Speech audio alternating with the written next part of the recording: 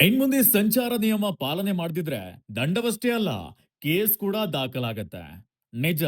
ನಿಯಮ ಉಲ್ಲಂಘಿಸುವವರ ವಿರುದ್ಧ ಎಫ್ಐಆರ್ ದಾಖಲಿಸುವುದಕ್ಕೆ ನಗರದ ಪೊಲೀಸರು ಮುಂದಾಗಿದ್ದಾರೆ.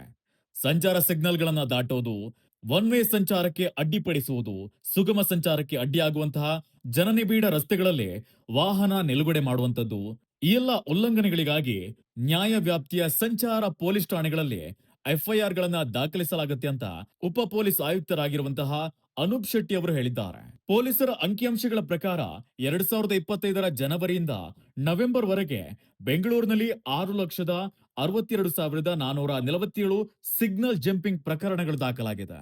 ಇನ್ನು 3,02,962 ನೋ ಎಂಟ್ರಿ ಉಲ್ಲಂಘನೆಗಳು ದಾಖಲಾಗಿವೆ. ಇನ್ನು ಏಕಮುಖ ರಸ್ತೆಯಲ್ಲಿನ ಸಂಚಾರ ಟ್ರಾಫಿಕ್ ಸಮಸ್ಯೆಗೆ ಕಾರಣವಾಗುವಂತಹ ಜೊತೆಗೆ ಅಪಘಾತಗಳಿಗೂ ಕೂಡ ಎಡೆ ಮಾಡಿಕೊಡುವಂತಹ ಸಾಧ್ಯತೆ ಇದೆ.